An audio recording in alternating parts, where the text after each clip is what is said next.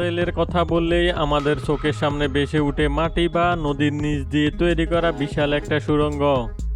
আমাদের মনে অনেকের প্রশ্ন থাকে, এত এত বিশাল ভবনের নিচ দিয়ে সুড়ঙ্গ তৈরি করা হলেও সুড়ঙ্গ তৈরি করার সময় দুই পাশের ভবনগুলো কেন ভেঙে পড়ে না? কেন ভূমিকম্প হলেও পাতাল রেলের কোনো ক্ষতি হয় না? মাটির নিচ দিয়ে এত বড় সুড়ঙ্গ কিভাবে তৈরি করা হয়, বা কি মেশিন ব্যবহার করে এই টানেল তৈরি করা হয়, এবং মাটির এত নিচ দিয়ে তৈরি করা হলেও কেন মাটির চাপে তা ক্ষতিগ্রস্ত হয় না? অজানা বিশ্ব আজ আপনাদের এইসব প্রশ্নের উত্তর দিবে।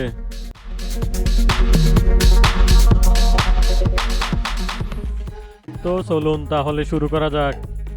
প্রথমেই চলুন জেনে নেওয়া যাক পাতাল ট্রেনের সুড়ঙ্গ তৈরি করার সময় দুপাশের ভবনগুলো কেন ভেঙে পড়ে না।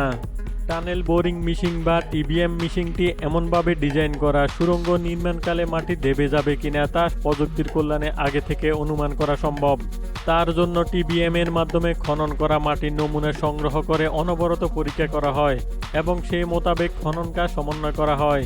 যে ভবনের নিচ দিয়ে পাতাল রেল তৈরি করা হয় তার দুপাশের ভবনগুলোর নিচ দিয়ে সেন্সর লাগানো হয়। কোথাও মাটির স্তর দেবে যাওয়ার সম্ভাবনা দেখা দিলে ভবনে লাগানো সেন্সরগুলো সিগন্যাল দিয়ে তা আগাম জানিয়ে দেবে, যার মাধ্যমে দুপাশে ভবনগুলো ভেঙে পড়া রোধ করা সম্ভব। এখন দেখব কেন ভূমিকম্প হলেও পাতাল রেলের কোনো ক্ষতি হয় না। যে কোনো মাত্রার ভূমিকম্পে পাতাল রেলের কোনো ক্ষতি হয় না, কারণ পাতাল অংশে টানেলের চারদিকে মাটি দ্বারা আষ্টপৃষ্ঠে আবদ্ধ থাকে। তাই ভূমিকম্পের সময় টানেল ও আশপাশের মাটি একই ছন্দে নড়ে। এতে টানেলের উপর নেতিবাচক প্রভাব পড়ে না এবং পাতাল রেলপথের কোনো ক্ষতি হয় না। এখন জেনে নেওয়া যাক কি মেশিন ব্যবহার করে এই বিশাল টানেল তৈরি করা হয়। পাতাল রেল তৈরিতে যে মেশিন ব্যবহার করা হয় তাকে বলা হয় টানেল বোরিং মেশিন বা টিবিএম। একটি টিবিএম মেশিনের ব্যাস 40 এবং লম্বা 170 মিটার, যার ওজন প্রায় 2000 টন পর্যন্ত হতে পারে। একটি মেশিনের দাম প্রায় 10 থেকে 18 মিলিয়ন ডলার। এটি যে কোনো শহর, পাহাড় বা নদীর নিচ দিয়ে সুড়ঙ্গ তৈরি করতে সক্ষম। পাতাল রেল তৈরি করতে অনেকগুলো ধাপ অতিক্রম করে কাজটি সম্পন্ন করা হয়। প্রথমে টিবিএম এর কাটিং হেডগুলো ঘুরতে থাকা অবস্থায় হাইড্রোলিক প্রেসের মাধ্যমে 3000 টন বা তারও বেশি প্রেসার ক্রিয়েট করে তার সামনে থাকা মাটি পাথরকে টুকরো টুকরো করে ফেলা হয়। কাটার হুইলটি যখন সামনের মাটি খনন করতে থাকে তখন একই সাথে পানিও স্প্রে করা হয়। তারপর খননকৃত উপাদান বা কাদা মাটিগুলোকে রোলারের সাহায্যে বের করে নিয়ে আসা হয়।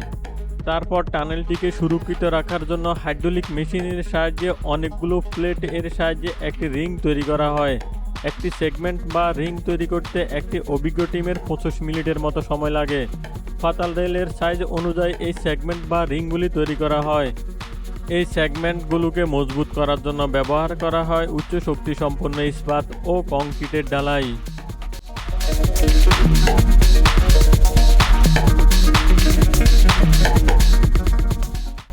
এখন আমরা দেখব মাটি এবং নদীর এত নিচ দিয়ে পাতাল রেল তৈরি করা হলেও কেন পাতাল রেল এর ভিতরে পানি ঢুকতে পারে না। পাতাল রেল এর ভিতর পানি যাতে না ঢুকতে পারে তার জন্য কংক্রিটের ওয়ালের উপর সিলিং মেমোরিয়াল বসানো হয়। তারপর আবার কংক্রিটের ঢালাই দেওয়া হয়।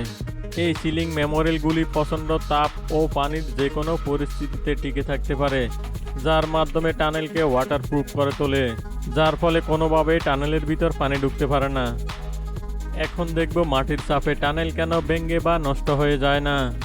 মাটির প্রচণ্ড চাপে গরম হয়ে দেওয়ালগুলো যেন ফেটে না যায় তার জন্য দেওয়ালের ভিতরে থার্মাল পাইপ এর মাধ্যমে ঠান্ডা পানি প্রবাহ নিশ্চিত করা হয়, যার ফলে দেওয়ালগুলো ফাটল থেকে রক্ষা পায় এবং টানেলটি টিকে থাকে যুগের পর যুগ। এখন দেখব টানেলের ভিতর কিভাবে অক্সিজেন সরবরাহ করা হয়। টানেলের ভিতর অক্সিজেন সরবরাহ নিশ্চিত করার জন্য অনেকগুলো পাইপ রাখা হয়, যার মধ্যে দিয়ে বাতাস এবং অক্সিজেন সরবরাহ করা হয়।